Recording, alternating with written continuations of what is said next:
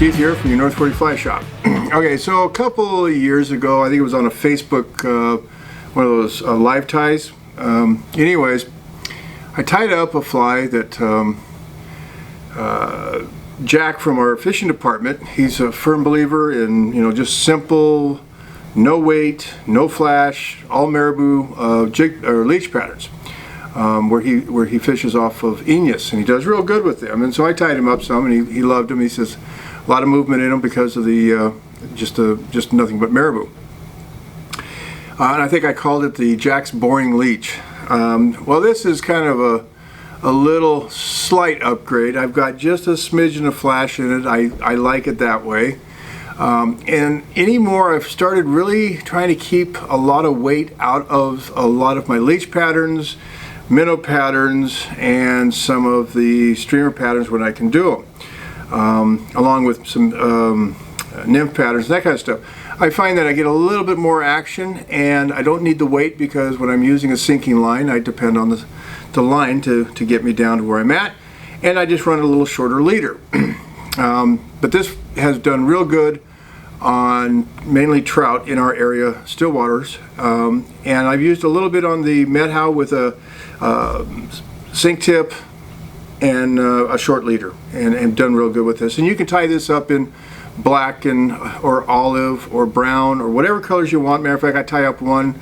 It's a three-color mix. It's black, olive, and brown. It's kind of like a thin mint type deal, and I've done real good on the area lakes on this. So, because when this thing gets wet, it just compresses down, moves and breathes, and does all kinds of wonderful things that the trout seem to really like it. You can tie this down to, I've even tied it down to like a 14 and used just a little fluff on a saddle hackle for the marabou. And I've tied it all the way up, and 8's about as big as I go with this. So anyways, this is what we're going to be tying up, and we'll get started with that in just a minute. Alrighty, so basically here's what we're looking at, and as you can see, there's just a little bit of flash, not a lot. That's all you need. So we're going to take that out, and let's get going. So this is a number 8 NU.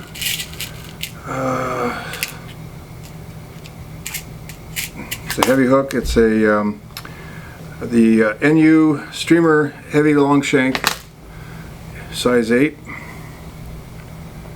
It's got a downturn eye. There we go. And we're just going to use some 70 denier ultra thread, and start back just a little bit from the eye, about 1 eye width back, and then we're going to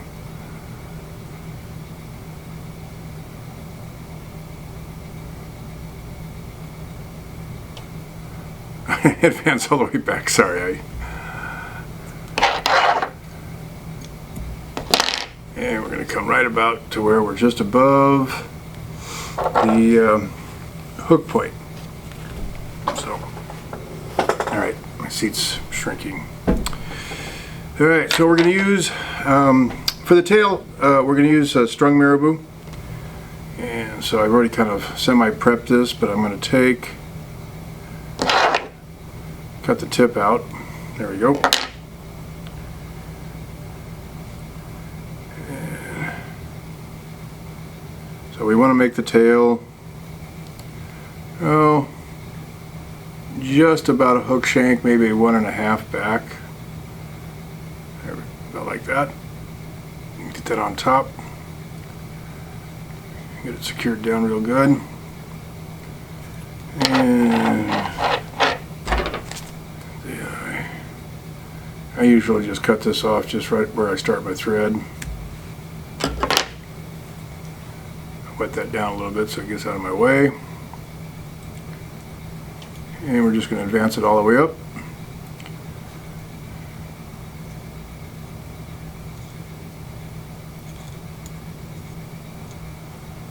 And all the way back again.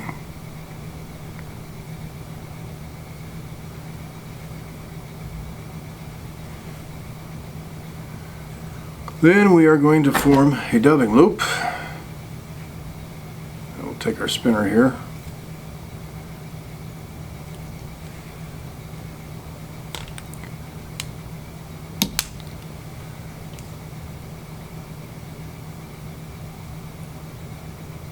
that in place, and then take that, move this all the way back up forward to about there. So for the marabou I'm going to use in the dubbing loop, I'm using again the woolly bugger, the black, and generally what I do with these is I kind of take kind of the tip area off of one. Oop. And I save these because they work great for leech tails, for the smaller leech tails. And I take a second one, going to do the same thing.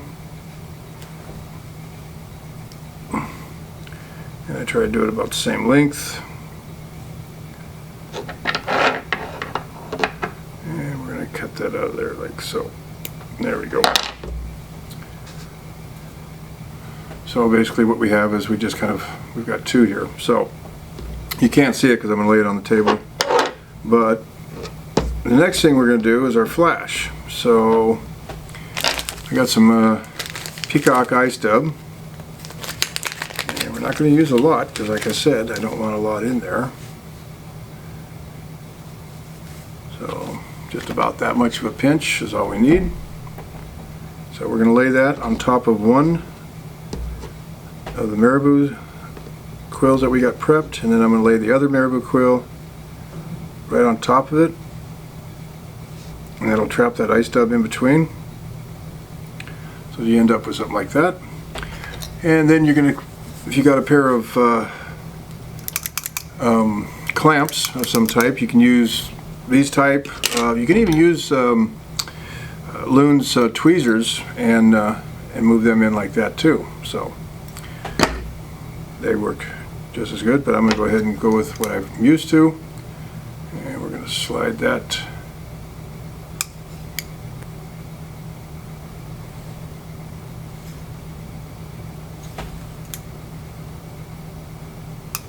in like that, and then I'm going to take and trim that off like so, and I'm going to save the other side because I can do another leech pattern. So now that we're set to put that in the dubbing loop,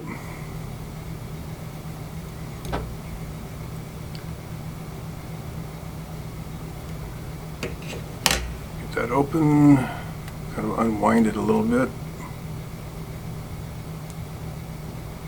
and I kind of had wetted that a little bit on the tail, but it's alright. So we're gonna slip that all in there, pull it a little bit. Here we go. And usually what I'll do is I'll kind of pull everything through just a little bit more. And then what I'm going to do is take my bobbin, and we're going to kind of spread this out as evenly as we can. We don't need it real thick. In other words, I don't want the I don't want it real heavy. I want a kind of a semi-sparse on the marabou, so when I spin it up it's not real overwhelming.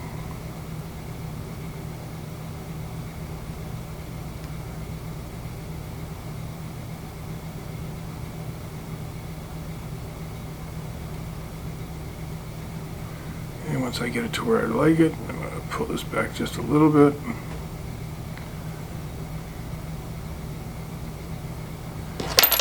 And then I'm going to take my scissors, these are the long jawed ones, and I'm going to come in and cut that a little shorter.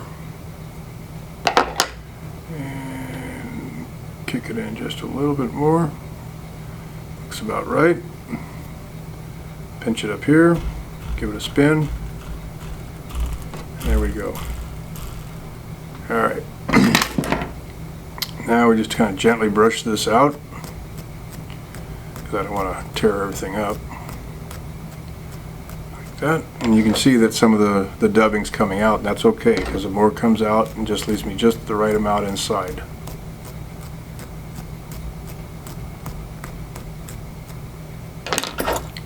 And sometimes I might need to use my bobkin just to kind of pick things out a little bit more. Alright, and you can see that's real sparse. So now we're going to start palmering this in, and as we do it, we're just going to pull the fibers to the rear. You don't have to do touching. Actually, it's probably better if you just kind of space out just a little bit, because I don't want this fly to be super bulky.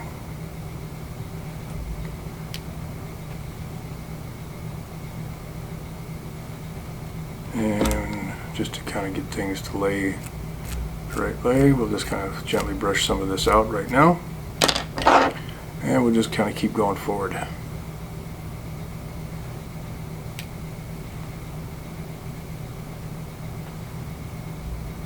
And if I did this right, it should come out right at the end.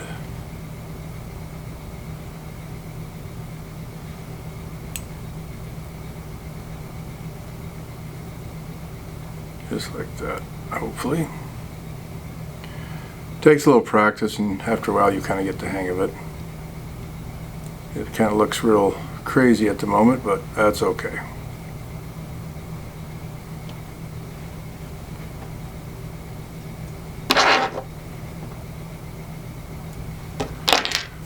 Alright, so we're going to kind of clean this head up a little bit. Maybe I might have had a little bit too much there, so we're going to slip just a little bit more in there because I'm a little bit short.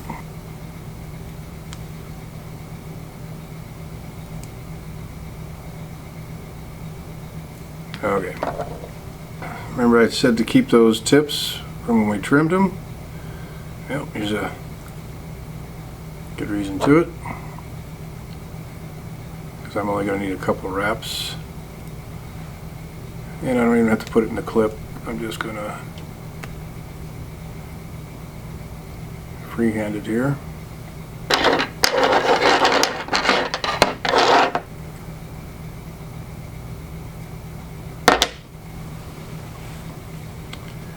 And we're going to kind of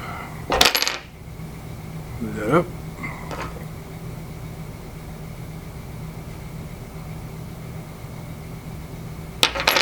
Should get about 2 wraps out of that, hopefully. Okay.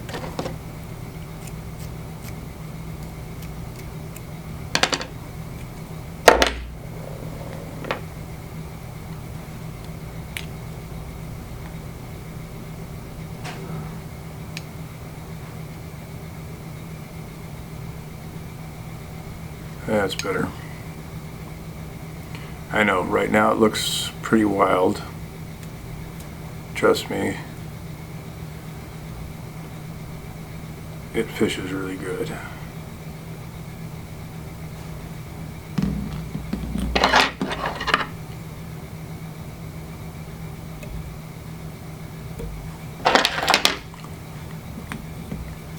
And we're going to clean that head up a little bit.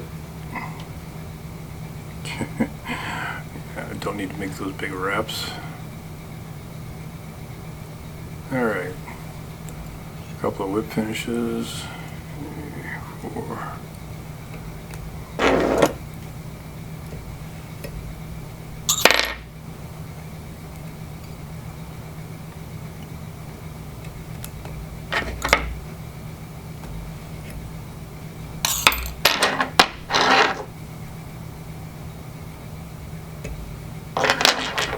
Done. I'm going to take our bobkin and kind of get in there and clean up a little bit.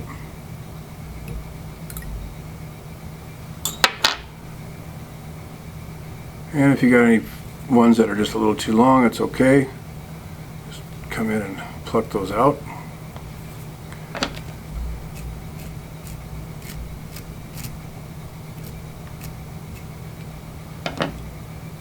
I don't know if it doesn't look like it's sitting back real good, but that's alright, because when it gets wet it's gonna trim itself out. Come in, I trim off some of that dubbing, that ice dub, to bring it in. And then a little hard as hulls penetrator, because I don't need a real thick for this. And that'll sit in there. All right. And that's about it. I know it isn't pretty. You can probably spend a little more time if you want. I found that these things work really good. As ugly as they are, they just breathe when they're moving through the water. They undulate. They all do all kinds of stuff that really make them very effective. So, like I said, you can tie these up in different colors, and I would suggest you to it. Mix the colors, straight colors. Claret or wine is a really good one to use.